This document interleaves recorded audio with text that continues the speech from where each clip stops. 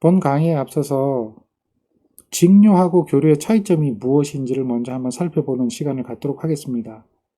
자, 이거는 이제 유튜브 영상이고요. 우리가 필요한 부분만 골라서 한번 살펴보니까요. 또 애니메이션으로 보니까 공부하기가 조금 더 이해하기가 편할 겁니다. 그래서 그것을 설명을 드릴 테니까 영상을 한번 보시면서 이해를 하세요. 언어는 빼고 제가 직접 설명을 드리겠습니다. 자, 지금은 이제 이게 발전기에 대한 이야기고요. 직류 발전기에 대한 개념, 또 교류 발전기에 대한 개념, 그 직류와 교류가 무엇인지에 대한 개념을 먼저 잡고 가는 것이 굉장히 중요합니다. 그래서 그거에 대한 발전기의 개념을 먼저 설명을 드려야 돼요. 자, 이거는 지금 아마추어 코일이라고 나와 있는데요. 얘는 기전력을 이 코일이 만드는 겁니다. 얘가 회전하면서 아마추어, 즉 요 안에 있는 필드 마그네틱 안에다가 회전하면서 그 기전력을 만들게 되는 거죠. 자, 지금 보고 있는 것은 요거는 이제 검류계고요. 검류계고 다시 뒤로 조금 가보면 얘는 아까 코일이라고 하는 아마추어라고 하는 게 있어요. 얘가 있었는데 얘가 빙글빙글 돌면서 기전력을 만들 때 여기에 접촉이 돼 가지고요. 여기 접촉이 돼서 기전력을 교류로 끄집어낼 때, 직류가 아니라 교류로 끄집어낼 때에 대한 어떤 역할을 해주는 거. 그걸 갖다 우리는 뭐라고 부르냐면 슬립링이라고 불러요. 그래서 지금 슬립링에 대한 구조하고 연결된 걸 보면 여기 그림이 좋네요. 이런 형태로 연결이 돼요. 이게 슬립링이고 요 안에 있는 것은 도체입니다.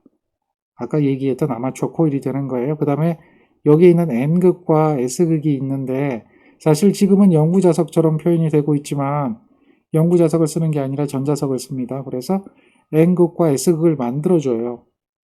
그리고 자기장이 있고요. 근데 이때 자기장의 방향이 N극에서 S극으로 이제 자속이 흐른다라고 하는 게 우리가 알고 있는 기본 개념이잖아요. 그러니까 마찬가지로 자속은 이렇게 N에서 S로 흘러가고 있는 겁니다.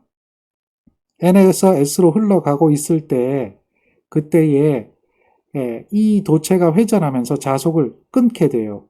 이걸 이제 그림으로 잠깐 표현을 한번 해보겠습니다. 아주 기본적인 이야기니까요.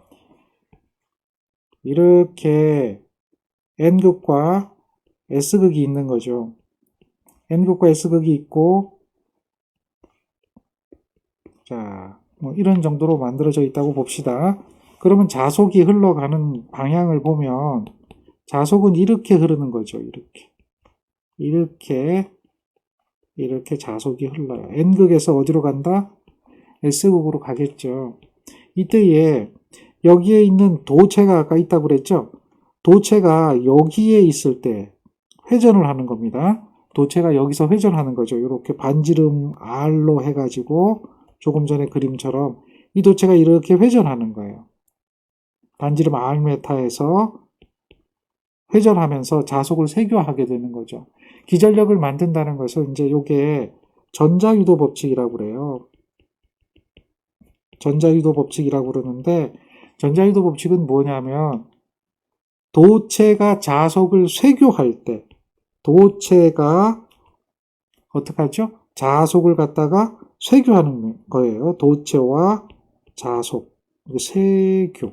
이게 90도로 끊는 걸 얘기하는 겁니다. 쇄교한다는 이야기를 해요. 쇄교하게 되면 90도로 끊게 되면 그때 도체가 기전력을 만든다고 그래요. 그때 도체가 기전력을 만드는데 그 기전력의 크기는 이제 나중에 배웁니다만은 플레밍의 오른손 법칙에 의해서 그 크기를 결정하게 됩니다. 자, 지금은 쇄교하게 되는 거예요. 쇄교. 근데 쇄교할 때가 여기에 도체가 있을 때를 한번 생각해 볼 수가 있어요. 그리고 여기 회전하는 거죠. 위치를 보세요. 여기는 자속 밀도가 높겠습니까? 낮겠습니까?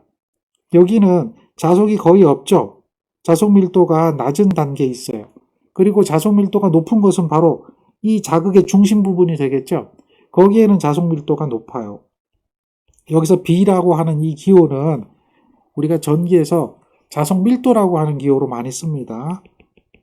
자속 밀도라고 하는 기호로 B를 많이 써요. 이것은 B는 어떻게 되느냐? 면적분의 자속의 수라고 하는 걸로 나타내요. 그래서 자속은 웨버라 그러고 면적은 메타제곱이죠. 그래서 메타제곱당 웨버의 값이 얼마가 되느냐 뭐 이런 거예요. 근데 일단은 한번 봅시다. 여기는 뭐예요? 자속이 많지 않은 거예요. 여기는 자속이 많아요. 그래서 실제로 여기서 기술력을 가장 많이 만들어냅니다. 그러니까 얘를 그림을 다시 그려보면 이런 형태가 되겠죠. 원운동을 한다 그랬어요. 원운동. 원운동을 하는데 도체가 여기 있을 때, 여기 있을 때, 여기 있을 때, 여기 있을 때 기전력이 만들어지는 걸 보면 쇄교는 90도로 끊는 거거든요. 반지름이 R인 이런 도체가 원운동을 하게 되면 작용하는 힘은 여기에 직각으로 작용을 하게 돼요. 이해되겠죠? 여기서도 마찬가지 여기에 직각으로 작용이 돼요. 여기서도 직각으로 작용하고 여기서도 직각으로 작용하는 거예요. 그래서 자속이 흘러가는 방향을 보면 이렇게 여기서도 이렇게 흘러가죠. 자속이 간단 말이에요. N극에서 S극으로. 이렇게 가는 방향을 보면 자, 이거는 나란하잖아요. 이해됩니까? 나란하지요? 나란하면은 자속을 세교하는 게 아니에요. 여기 파란색하고 빨간색이 어떻게 되죠? 90도로 꺾어지죠? 이때가 쇄교하는 거예요. 이해되겠습니까? 그러면 여기서 만약에 요만큼 와 있으면 어떻게 될까요?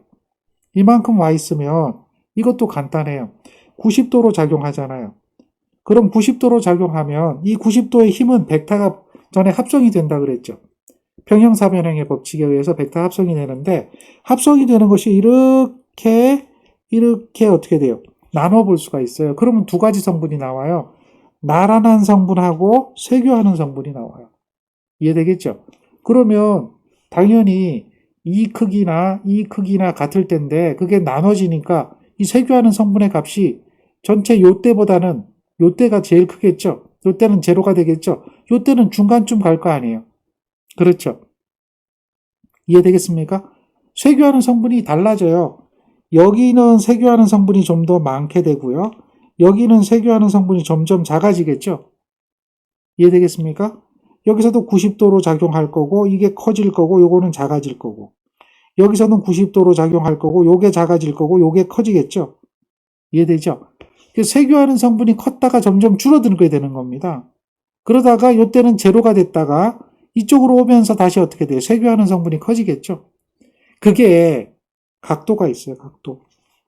이 각도에 따라서 요 값이 달라지는 거예요. 요 값이. 각도에 따라서. 이해되겠습니까?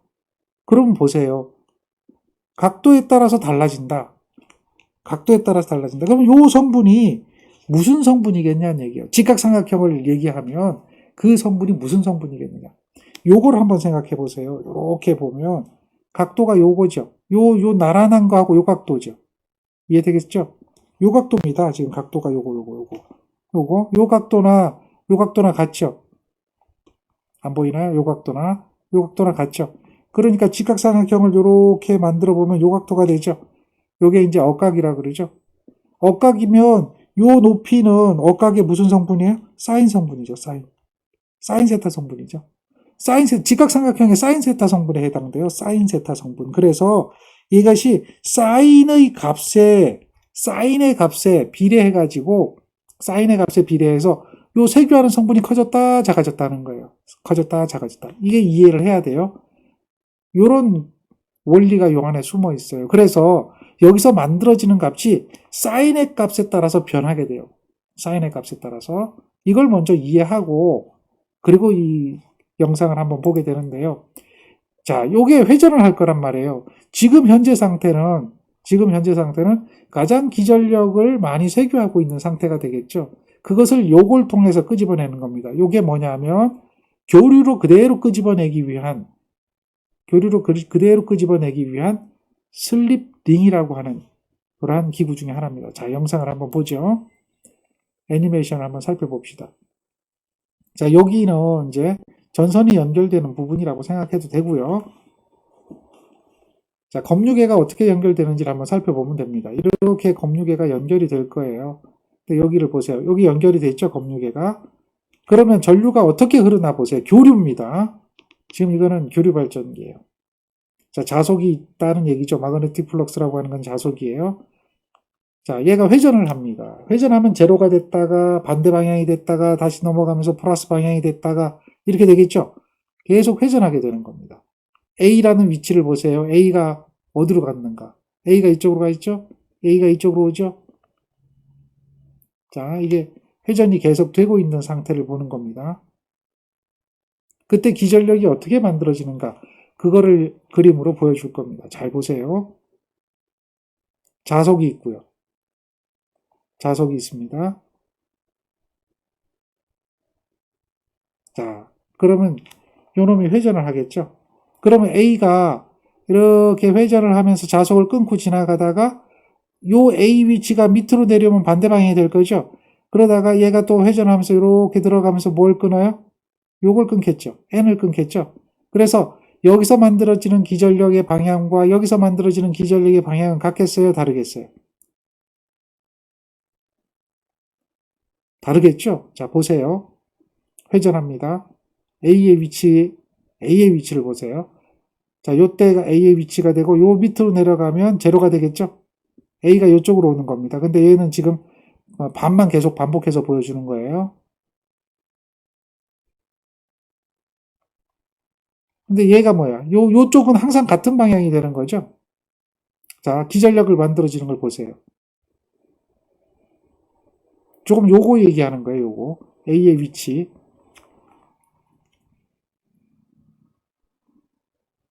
요 파형의 모양이 뭐로 바뀌어요? 사인의 모양이에요. 자, 보세요. 회전할 때 기전력이 어떻게 되는가? 요때는 수직으로 쓸 때는 제로가 올 때예요. 요때예요, 여기. 수직은 요때예요. 이해되겠습니까? 요때가 바로 뭐예요? 나란하게 서 있을 때죠. 그러니까 요거는 무슨 파의 모양과 같다? 사인파의 모양과 같다라고 하는 거예요. 그래서 이거를 우리는 뭐예요? 사인파에 대한 값의 교류다 그래서 정형파 교류라 그래요. 그러니까 얘가 회전하면서 만들어지는 거예요. 반대 방향으로 가는 거죠. 지금은 이제 반대 방향으로 갔다가 요거 회전 반 사이클 회전할 때 이렇게 올라가는 거예요. 그러니까 전류가 사실은 여기서 왔다 갔다 해요. 왕복한단 말이에요. 교류는 왕복하게 되는 그런 형태를 띠게 돼요. 이해되죠? 우리가 이제 교류 발전기가 뭐냐 이 개념을 알아야 돼. 근데 직류 발전기는 뭐냐 이게 교류와 직류의 차이점을 보자는 얘기죠. 똑같아요 구조는. 아마추어 코일도 그대로 있고요. 다음에 자극도 동일하죠. 근데 요게 있어요. 요게 정류자라고 하는 거예요. 정류자. 정류자. 나머진 검유계고요. 정류자라고 하는 게 있어서 조금 전에 교류로 끄집어내는 거하고 직류로 끄집어내는 거하고 차이가 있어요. 요게 이제 여기 정류자가 여기 붙는 거예요. 그래서 요거하고 요쪽 반대 방향에 검유계가 연결이 돼요. 직류발전기와 교류발전기의 구조적인 차이라고 보면 딱 한 군데예요. 바로 이 부분이죠. 이 부분 때문에 그래요. 그리고 연결되고 검유계가 연결이 됩니다. 동일하게 발전을 해요. 회전을 해요. 얘가 동일하게 발전합니다. 똑같아요. 그런데 여기서 보세요. 아까는 한 바퀴 돌 때 극성의 변화가 없었잖아요. 그런데 얘는 한 바퀴 돌 때 여기서 극성이 바뀌어요. 요 부분에서 극성이 바뀌어요. 자, 요거는 이제 돌죠. 그래서 요까지 내려와요. 요까지 내려온 것 같은데 여기서 딱 바뀌어요. 여기서 요 지점에서 극성이 바뀌는 거예요. 바뀌게 되면 어떻게 되나 보세요. 여기서 위로 올라갈 겁니다. 위로. 자, 계속해서 보세요. 여기 위로 올라가죠. 밑으로 떨어지는 게 아니라 파형이 위로 올라가는 겁니다. 이해되겠죠? 이런 형태의 파형을 나타내는 거예요. 근데 이게 직류라고 볼 수가 없죠. 실제 직류를 만들려면 이런 정류자가 두 조각이 있는 게 아니라 굉장히 많은 조각수가 있겠죠. 여러 조각이 있으면 얘는 어떻게 돼요? 뛰었다 이게 반복되겠죠. 그렇죠. 이렇게 되는 게 계속 중첩돼서 반복되겠죠. 그러면서 직류가 만들어지는 거예요. 요게 반복된다는 얘기예요. 중간에도 있다고 생각해 보세요. 이렇게. 또 그 중간에도 또 있다고 생각해 보세요. 그럼 요 위에서 보면 꼬불꼬불꼬불꼬불꼬불 하겠죠. 그게 여러 번 반복되다 보면 거의 직류에 가까워지는 그런 직류 발전기가 돼요. 물론 이제 거기에다가 콘덴서를 달고 필터를 달고 해서 직류를 끄집어냅니다. 그러나 기본적인 발전기 원리는 이러한 원리를 가지고 있다는 거죠. 자, 직류하고 교류의 차이점은요. 직류는 한쪽 방향으로만 가진다는 얘기죠. 이건 지금 현재 맹류지만 한쪽 방향으로 간다는 이야기예요. 그래서 크기와 방향이 없고요. 방향이 없고요. 크기만 있는 거예요. 그런데 교류는 어떻게 돼요? 교류는 아까 봤듯이 이렇게 바뀌잖아요. 그러니까 얘는 뭐예요? 여기에서의 크기하고 방향, 여기에서의 크기와 방향, 이 크기와 방향이 다르다는 얘기죠. 크기와 방향이 수시로 바뀐다는 거예요. 이 차이를 이해해야 돼요. 직류와 교류의 차이, 발전기의 구조적인 차이는 물론 있습니다만은 직류는 어떻게 되죠? 이렇게 간다는 이야기죠. 시간에 따라서 전압이든 전류든 그것이 어떻게 된다? 결국은 요 안에는 뭐 발전기의 원리상 뭐 이런 것이 있고 또 거기에 정류자가 있으니까 또 이런 것이 있고 거기 또 있으니까 또 이런 것이 있다고 하더라도 이렇게 가더라도 어쨌든 간에 보면 이거거든요. 이렇게 나오는 게 직류가 되고 다이렉트 커렌트란 말이야. 직류는 시간에 따라서 불변하죠. 시불변이야. 시간에 따라서 불변이고 뭐만 있죠? 크기만이 있죠. 시간에 따라서 불변하면서 항상 크기만 있고 플러스면 플러스 그 상태를 계속 유지하고 있죠. 교류는 어떻게 돼 있나요? 교류는 직류하고 교류에 대한 개념이 필요한 거예요. 교류는 이렇게 발전기 원리상 만들어져요. 이것은 이 파의 변화의 형태가 정연파 형태로 그 크기가 변화가 돼요. 이게 변화가 되는 겁니다. 그래서 시간에 따라서 이것이 뭐예요? 시변이죠. 시간에 따라서 변한단 말이에요. 얘는 뭐예요? 시불변이란 말이에요. 시간에 따라서 불변인데 얘는 시간에 따라서 막 바뀌어요. 그 크기가 뭐에 따라서 바뀌어요? 사인의 값에 따라서 바뀐단 말이에요. 그러니까 여기에 있을 때의 방향, 이 방향이 어때요? 다르다는 얘기죠. 플러스하고 마이너스예요. 그러니까 직류는 전류를 한 방향으로 쭉 공급하지만 교류는 어떻게 되죠? 전류를 계속 주고받는 거예요. 이해하겠죠? 플러스 마이너스가 반복되기 때문에 교류는 그 크기를 주고받는 거고 직류는 어떻게 되죠? 그 크기가 계속해서 불변이 된다라고 하는 거예요. 요거를 아셔야 되는 거예요. 그래서 얘에 대한 전류를 표시할 때 얘는 크기와 방향이 어떻게 돼요? 변화가 없잖아요. 직류가. 그러니까 전류 I는 T분의 Q라고 얘기하는 거예요. 근데 교류는 말이죠. 얘가 변해요. 변하니까 이 자체로는 정확하게 표현이 안 된단 말이죠. 그래서 얘의 전류를 표현할 때는 미소 시간으로 얘기하고 미소 전류로 표현해요. 그러니까 얘를 잘라가지고 잘게 쪼개거든요. 잘게 쪼개면 어떻게 됩니까? 정연파처럼 보이지만 잘게 쪼갰어요. 여기를 이렇게 쪼갰어요. 미분을 한다는 얘기죠. 쪼개면 여기 뭐가 나와요? 직선이 나오죠. 그 직선을 기울기로 표시하는 거예요. 기울기로 표시하면 이렇게 삼각형이 나오면 시간에 대한 거, 전류에 대한 거가 나오잖아요. 그렇죠? 그 기울기로 표현하는 거예요. 그래서 얘를 표현할 때는 어떻게 되느냐? 기울기에 대한 dt분의 뭐예요?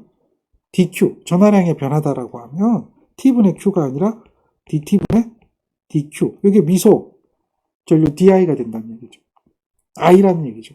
그래서 보통 i는 이렇게 변화량으로 표시하게 돼 있어요.